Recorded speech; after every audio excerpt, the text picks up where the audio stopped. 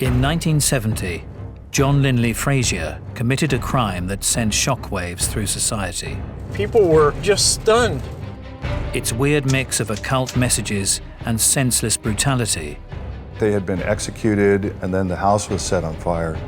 had Californians fearing for their lives. Oh yeah, the doors were locked and the guns were loaded. But what had driven Frazier to slaughter? Was he destined for murder? Frazier had a very unstable childhood. The intensity with which he would look at you always kind of scared me. Was John Linley Frazier born to kill? He was going to go door to door like the Avon lady. Ding dong, you're dead.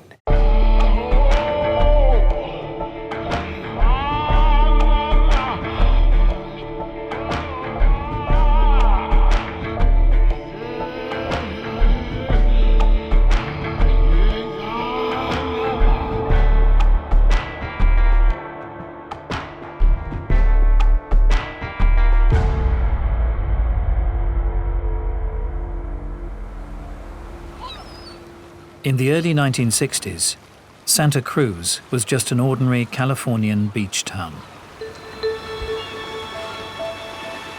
Santa Cruz was a model of conservatism, a tourist city dominated by the boardwalk and the beach. Santa Cruz was a very friendly, slow-paced community to live in back then. It was pretty much a retirement town at that time. There was no University of California, there was no UC campus there at the time. It was just a very quaint, small community. It felt very safe and very pleasant.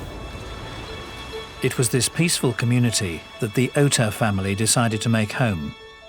Tragically for them, it wouldn't remain peaceful for long.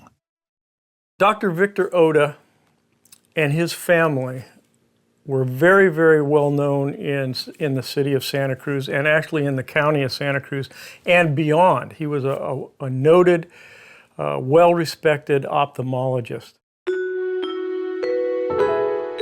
My father, he was a person who came from a very poor background and did very well for himself. He was just sort of a bigger-than-life character, handsome and generous and friendly. Dr. Ota was my eye doctor, I remember him as being a very, very nice man, very gentle.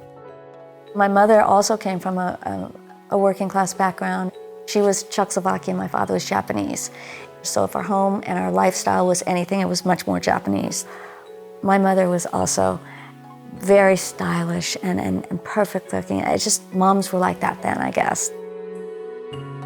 Victor and Virginia Ota had what many locals considered to be the perfect family. My older sister was, Tara was 3 years older than I was, and she was artistic and an artist and beautiful. She was also a model. And then I had 2 brothers that were, Derek was 3 years younger than I, and Tag was 4 years. Tag was just one of those little boys that was just the sweetest, cutest kid in school, and everybody loved. He was just gorgeous. Derek was much more artistic and darker, a little more brooding and more complicated.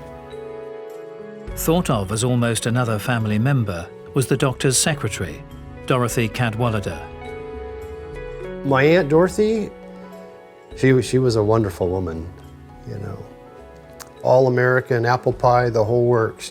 She was the most beautiful woman. She was soft-spoken and perfect. She was like, just to me, I just idolized her.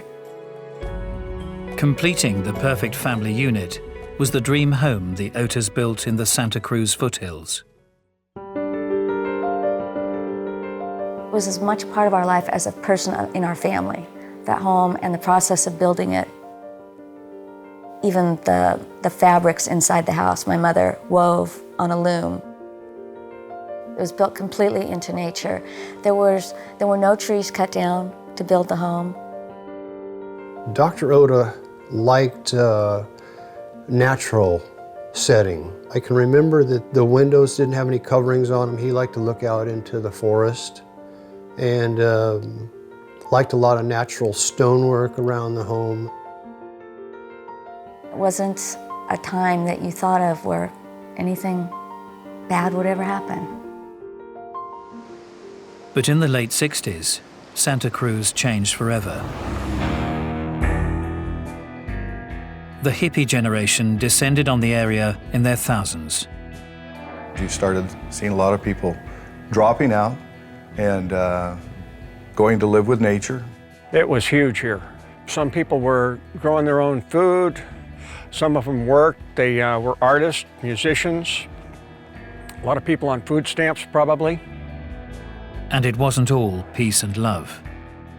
Well, the 1960s are known as sort of the decade of love and flower power and peace and harmony, but in many ways it had a darker side. It saw quite a few different revolutions. There was a sexual, political, psychedelic revolution, but one that doesn't get mentioned as much as the others was a kind of magical revolution that took place in the 1960s. It was more or less an occult revival.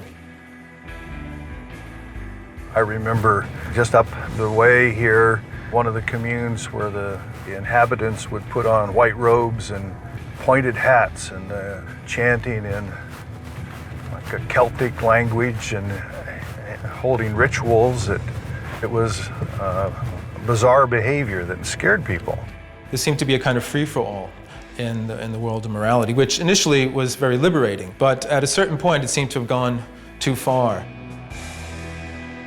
Nothing illustrated this more than when the cult hippie commune, led by Charles Manson, slaughtered 8 people in 1969.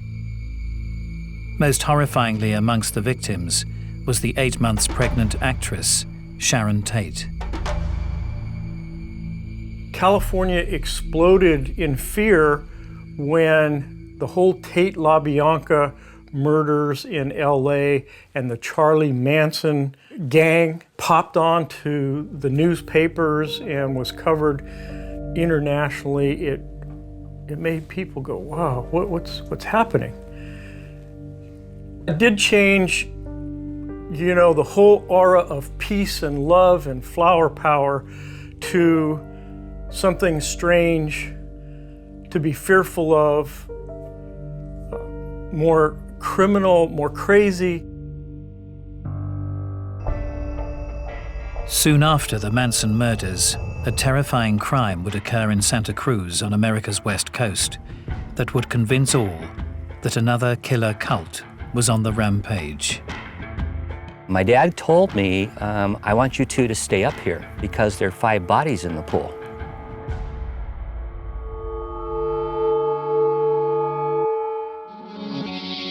In 1969, the Manson family murders had revealed a dark side to the hippie generation.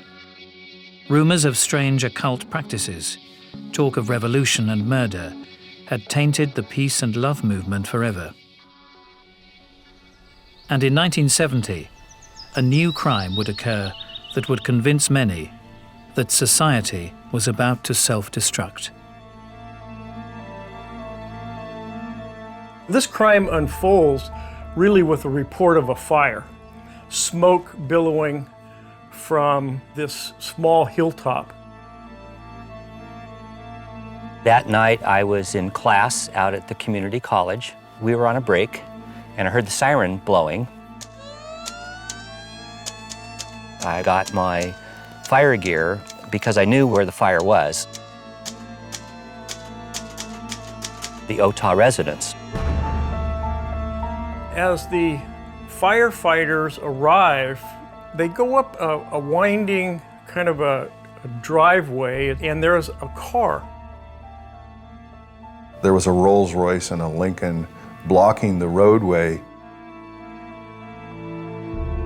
They couldn't get to the house. The house was on fire. So we got out and we approached the scene. My dad, who was the assistant fire chief, instructed us to take a hose line up on the roof. There are flames happening in different parts of the house, and the firefighters are putting out the flames. And then my dad climbed up the ladder, and he told me, I want you two to stay up here until I tell you to come down. And it seemed kind of strange to me, and so I said to him, why? He said, because there are 5 bodies in the pool.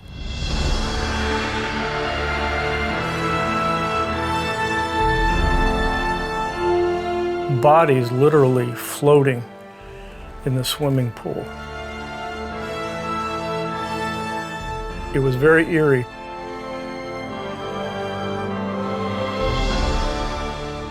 Pretty, I think, to this day, I can still kind of visualize that.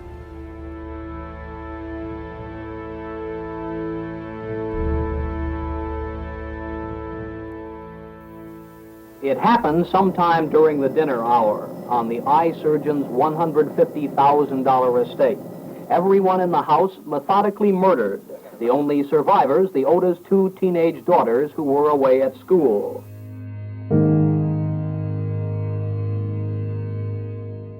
I was back at boarding school, and I was woken up by one of the nuns and told that I needed to go home. And it was certainly not what I could have ever imagined. When I walked outside, it was just barely sunrise, and all the nuns from the entire school were standing outside. They had to tell me in the car that my family had died.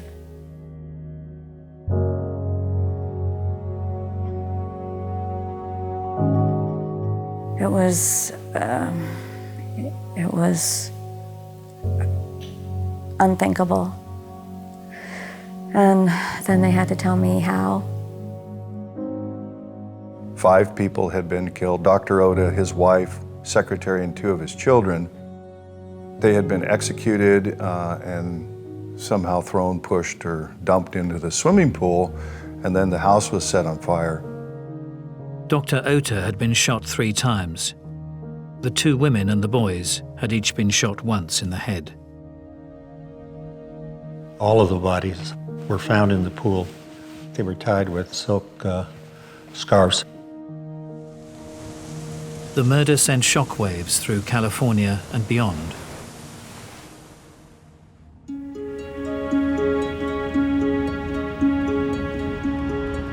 When this crime happened, people were just stunned. Dr. Victor Ota and his family lived in this house on a hill. None of the neighbors saw or heard anything. Police today were searching the area. They believe there must have been more than one killer, but they have very few leads. Dr. Oda was such a well-regarded figure in the community, and nearly an entire family was killed in one event. It just paralyzed this community. The burden was on the sheriff's department to unravel the mystery. This is where this heinous crime took place. We had police cars, fire engines, the media, trying to keep people away from the house. As the crime scene was searched, a clue surfaced. Not too far from where I am, straight up past this switchback, was one of the cars that blocked the fire engines from getting in to put out the fire. And tucked beneath the windscreen wiper, detectives made their chilling find. There was a weird development in the case. A strange note was found at the scene indicating the killings had been done by a group calling itself the Free People of the Universe, who have declared World War III against anybody who misuses the environment.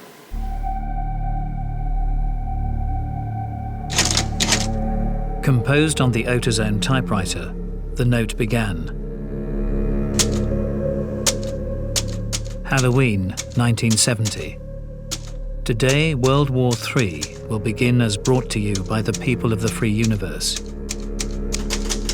From this day forward, Anyone and/or company of persons who misuses the natural environment or destroys same will suffer the penalty of death.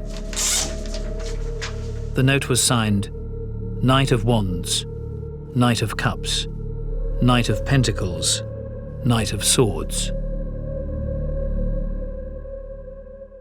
The note, once it was the contents released, really scared people. It made people right away think about Charlie Manson, Tate LaBianca, Helter Skelter. Those of us in the sheriff's office thought we were dealing with a big group of people that were hell-bent on killing people. I'd never been associated with firearms. The first thing I did was I went down to the local cigar store and bought myself a weapon. We never used to lock our doors. But when this happened, we started locking our doors. I actually slept with a shotgun alongside my bed. Oh yeah, the doors were locked and the guns were loaded. Within 24 hours, there was a new development. Whoever had slain the family had stolen one of their cars, and now it reappeared in a nearby railway tunnel, along with a sighting nearby of 3 suspicious hippies. A train came along and hit the car, and now we are rushing to the tunnel to find out what kind of information on this murder case can this car give us. The vehicle was still warm, so there was thought it was recent, and therefore the people, the suspects, may be still in the area. So then we started looking for who put the car in the tunnel on these tracks. We put together this extensive perimeter around what is known as Henry Cowell Park. It is huge. This is a dense redwood forest. It goes down into a gorge where the San Lorenzo River runs and then goes up the other side. I, along with probably at least 100 or more other officers, began searching. We had California Highway Patrol, Santa Cruz County Sheriff, Santa Cruz Police. We had people from everywhere. We were borrowing helicopters from the San Francisco Bay Area. I was leading one of those teams because I was familiar with the trails up there, but it was really a long shot that we would find someone. The area is overgrown with redwoods and brush, and easy for them to hear us coming, easy for them to hide. Despite the massive search, the cult killers couldn't be found, and as panic spread through the Santa Cruz community, talk of a war between straight society and the hippies began. Hippie communes began in the woods around here. There are many of them. A person with long hair lately around here has been feeling the heat. It's this look of distrust, we just can't trust these people, they're afraid of us. This was the first time anything like that had happened in Santa Cruz County. And I think the town really got paranoid. Many people are talking of setting up vigilante groups. They're buying guns and ammunition. People would say, well, we'd like to lynch long hairs. We don't think our community needs them.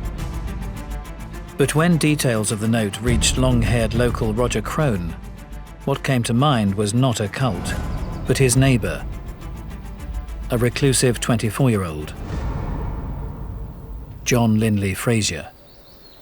Facts came out about the Otis slaying, and they just fell, everything about that fell right in line with what he had been telling us 3 days before. Roger and his friends lived in a selection of old farm buildings in the woods, not far from the Ota family home. John camped out over in this cabin across the ravine, and he was living off the land for the most part. He was as close to a survivalist as you could get for the time. He had a look about him. He was so serious, and he seemed really skeptical of everything. So, you know, there was part of me that feared him, always. When my friend Michael Madden and I were at work, he had a conversation with the girls that lived in the house too.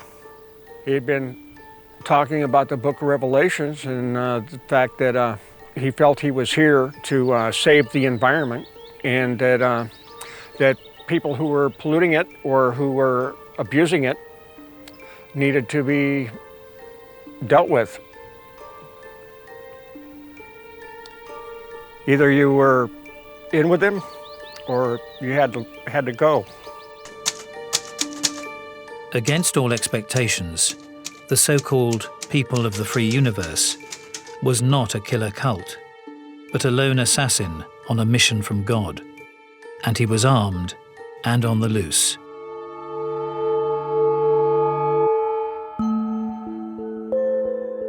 In October 1970, Dr. Victor Ota, his wife Virginia, their two sons Derek and Taggart, and Dr. Ota's secretary, Dorothy Cadwallader, had been bound with scarves, shot in the head, and dumped in the family's swimming pool.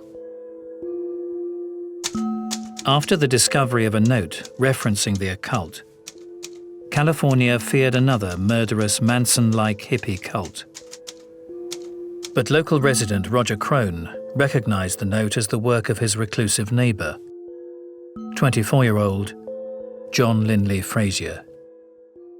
A raid on his property was quickly organized. We met at the Sheriff's Department and put our team together, told who we were looking for, and we went up to the Soquel foothills.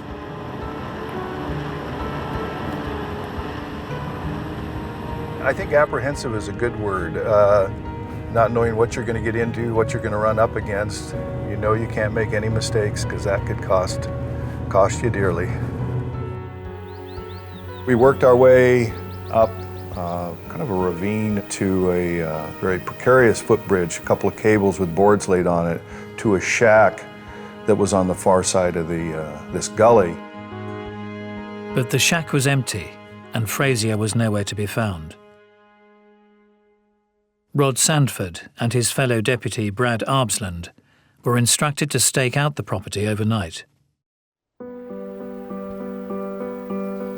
We decided to work our way up on a little hillside above the buildings and hunker down for the night. Before we went up there, I had set some little traps, just using some of the old twigs and branches that are here that would indicate if something or someone had come through that trail during the nighttime. You'd take something like this. The trail was here. You'd just set a piece across. And that was something just as simple as that, so that when someone or something walked by, they'd kick it down, knock it down, disturb it. I knew that raccoons, skunks, deer, anything would set off the ones on the trail, but on the bridge, I laid a very small piece of a branch, actually. And I knew that when somebody walked on it, the cables would move up and down, the branch would fall through, I'd know somebody crossed it. It wouldn't have been an animal. And then in the door on the far side in his shack, inside the door I set up another little small twig that if the door was opened, it would fall out towards us.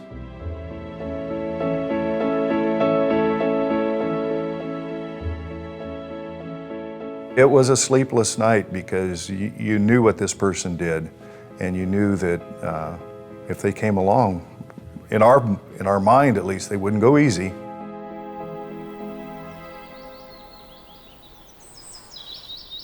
So in the morning, at daybreak, we started going down the trails towards the shack.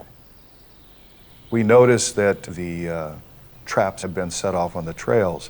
And I knew then that someone had gone across the bridge. And when we looked across at the cabin, we could see that the small little stick that had been indoors was now outside.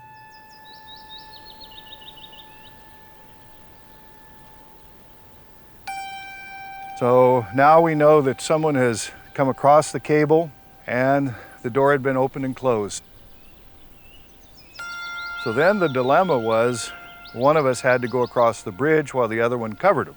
There was some discussion then because whoever went out on that drawbridge was a sitting duck. You had no cover, you were wide open. I don't know how it happened, but I was the one that went across the bridge and Brad covered me. And that wasn't much fun. It was not a solid bridge.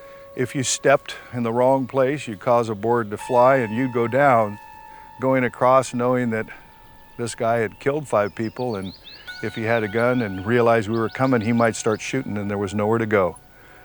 You're wondering if that door is going to fly open.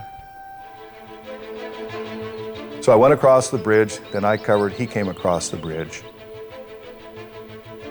Once he got here, there was nowhere else for us to go. The door was here. So there was nothing to do but open that door quickly and go through. You do is you get one on either side of the door, one pulls the door, and in you go. What we noticed immediately is there was sleeping bags, maybe blankets, but there was a stack of things in the middle of the room that hadn't been there the day before.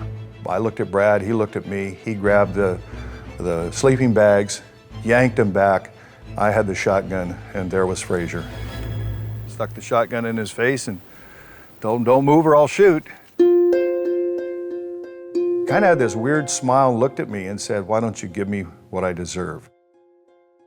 And I'll tell you what, the thought runs through your mind, but that's not our job. 2 of our deputy sheriffs, Brad Arpslin and Rod Sanford, found the suspect Frazier asleep. This warrant charges the suspect with 5 counts of murder. So who was this lone assassin, seemingly capable of the cold execution of either man, woman or child? And why had he targeted the 5 innocents at the Ota residence? The first time that I laid eyes on John Linley Frazier was in a jail cell. And he was clearly strange, very uncooperative. He was just, I don't know, weird, as best I can describe it. He wouldn't say anything, wouldn't say anything to anybody. It was down to defense investigator Harold Cartwright to try to unravel the mysteries of Frazier's mind. I commenced an investigation and trying to figure out what made him tick.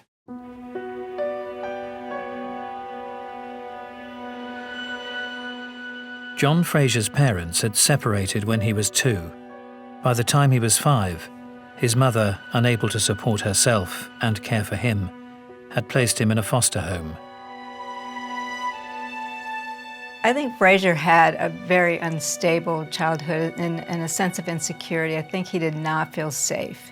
And when a child does not feel safe, they tend to start developing mechanisms to survive and to adapt, and sometimes those mechanisms are pretty maladaptive. So I assume that he probably had a rigid temperament where somebody is not able to absorb frustration or disappointment, and they begin to get angry over it. And it isn't just anger, it sits in their stomach like an undigested rock. The young Frazier earned convictions for burglary and escape from a juvenile facility.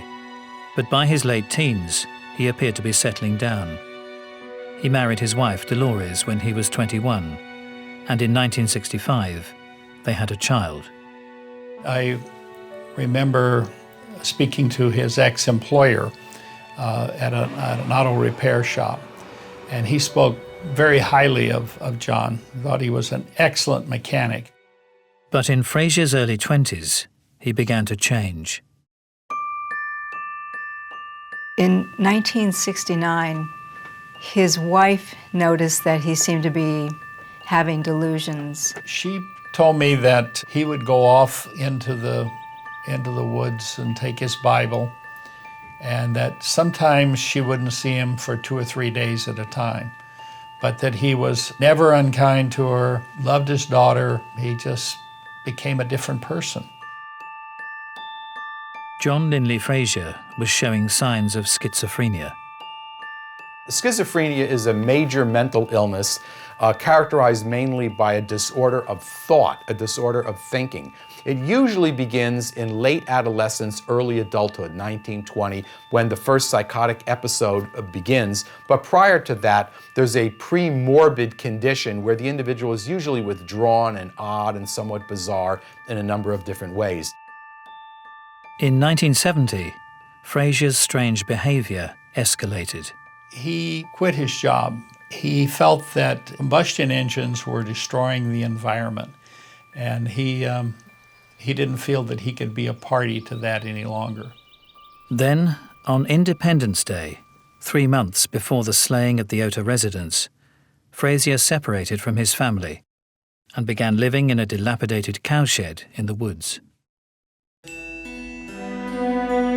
There he developed an obsession with the dark preoccupations of the time, the occult, numerology, levitation, and the apocalyptic messages of the Book of Revelations.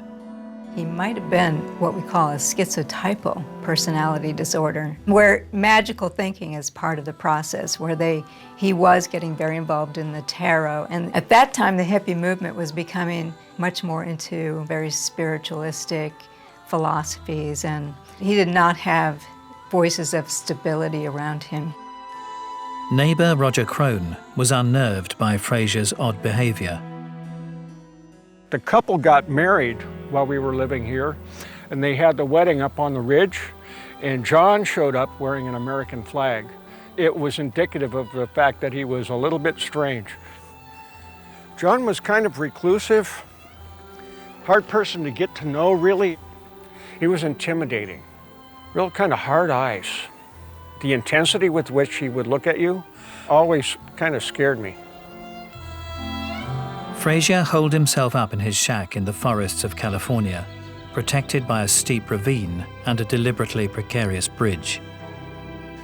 There were rumors the cabin was booby-trapped against intruders.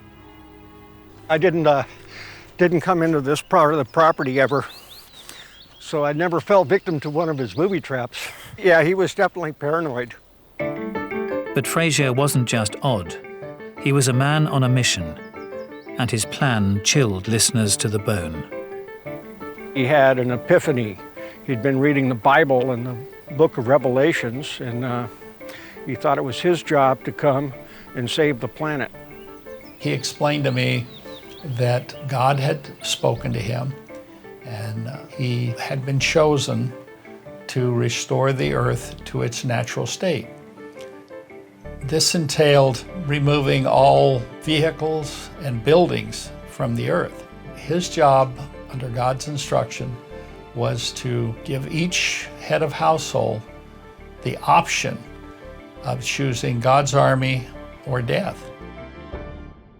He said he was going to go door to door like the Avon lady and said, "Ding dong, you're dead." The little laugh at the end of it is what really did. It was chilling. It was in October 1970, with Halloween approaching, that Frazier decided it was time to carry out his divine duty. What emerged was this motive, as John Linley Frazier saw it, evidence of materialism through the Otis. Their house was too big. It had a swimming pool. It was opulent. They had too many cars. On a hill, not more than half a mile from his ramshackle hut, stood the Ota family's dream home. When he arrived, he found Mrs. Ota and the youngest son.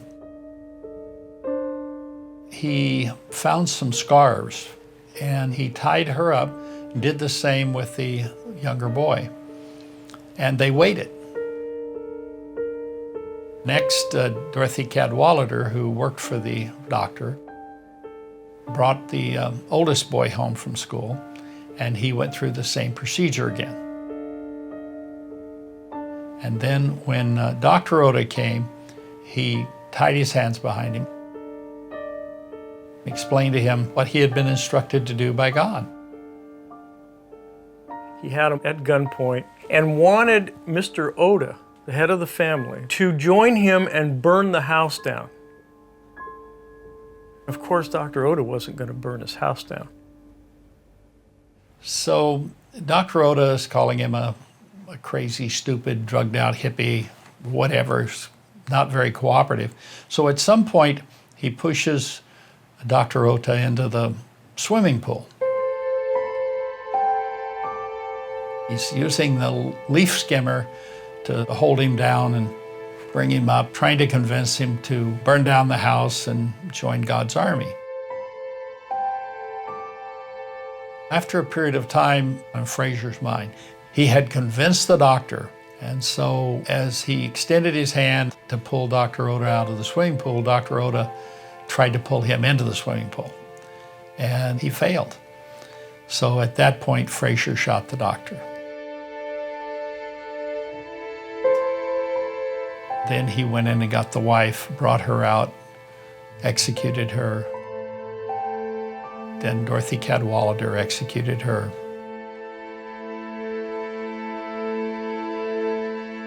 He talked about how difficult it was for him to kill the kids. He talked about having this argument with God. Why do these children have to die? They're innocent. They've done nothing wrong. They've not harmed the environment.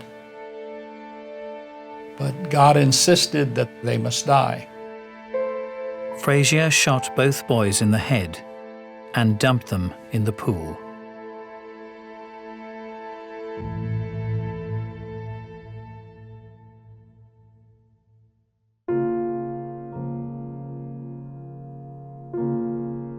He felt that our family were capitalist pigs that had raped the environment, things that were almost ironic in that there were no trees cut down and we had made this piece of land more beautiful. And if you knew the Japanese culture and the culture that my parents and family lived by, it was so completely opposite of what he had felt he was attacking.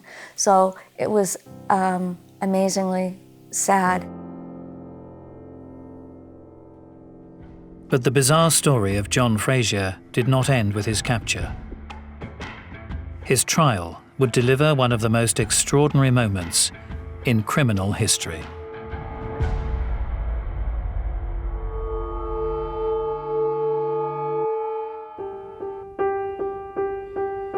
In October 1971, the trial of John Linley Frazier for the slaying of the Ota family and their secretary began.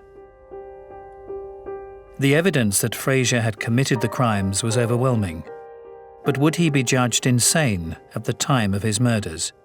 If so, his future would be hospital instead of jail. From the outset, his behavior was unnerving. My housemates and I did testify at the trial. That was scary too. He glowered at me, right? I avoided looking at him as much as possible. Frequently, Frazier would seem blank or disinterested. The only time in my testimony that I saw any reaction on his part was when Pete Chang asked me about that statement, and I said that he said, "Why don't you give me what I deserve?" And he perked up, and you could see that he was disturbed. The flattened affect and the appearance of total emotional detachment is a sign of schizophrenia, but I wouldn't eliminate other motives as well, that he doesn't care about anything, because I don't think he did. It's important, I think, when someone's diagnosed as having a major mental illness, not to assume that everything he does is a direct result of mental illness, because it is not. So might there have been another influence at play alongside Frazier's schizophrenia? He did all this around the same time Charles Manson's trial was going on, right around that time period. And I would not be surprised if he was influenced by it in some way. The whole thing with Manson was that somebody's got to start the violence so that all the rest of the people who will be part of this uprising know that that's the signal, and they'll come together in one great big army. So that was already in the air. What happens with people of this mentality, whether it's schizotypal or schizophrenia, is they absorb, and certain things stand out to them as significant, and I would think that that would be one of them. On the first day of his sanity hearing, John Linley Frazier made the kind of entrance that Charles Manson himself might have been proud of. They brought John Linley Frazier into the courtroom from the back, and everything looked normal. And when he turned to go sit next to his lawyer, the entire half of his head and face was shaved.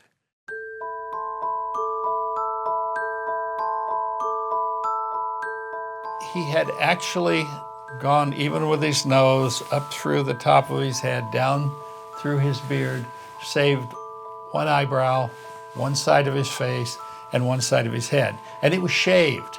And he would sit at the table and kind of turn one way and show the audience that perspective, and he would turn the other way and show a different person. Man, of course, the press started talking about this conflict between good and evil. It certainly, in my opinion, didn't help his defense in any way. We finally decided that it might be better if he shaved everything off rather than sitting in there acting like he was a schizophrenic, which I guess was the idea. Frazier had reportedly told others that he would prefer to go to the gas chamber than be sent to a fascist head factory. That was one of the more interesting aspects of the trial, is he did not want to be found insane. So he was a psychotic individual pretending to be sane, pretending to be psychotic to convince the jury that he was malingering his psychosis so that they would convict him and send him to prison, not send him to a psychiatric institution. Frazier got his wish. He was judged legally sane at the time he committed his crimes and sentenced to death, later reduced to life imprisonment. But was murder really his destiny? Was John Linley Frazier a born killer? I do not think John Linley Frazier was born to kill. I think despite having an illness, if he had not had certain influences, especially in the culture in his life, he might certainly have done anything but commit this violent crime. So no, I think it was a number of circumstances from the environment that really steered him toward the violence that he did, rather than something organic to him. It was a progression. He became ill, and as time went by, he became sicker and sicker, and unfortunately, he didn't get help, and it ended in a horrible tragedy. I was angry at the situation. I'm angry that I don't have my family. I'm more angry that they suffered, most of all. And that part I'm furious and angry and sad about, but I'm not, to feel that way towards him, just didn't feel natural to me. Who would choose to have that? Who would choose to be born that way? Nobody could do such a thing that didn't have something broken in their chromosomes, in their DNA somewhere. Something to me would have to be broken to commit such a crime. In August 2009, after 39 years behind bars, John Linley Frazier hung himself in his cell. My impression was that he was sort of horrified that he was capable of doing something like this. But at the same time, this was a burden that was placed on him by God.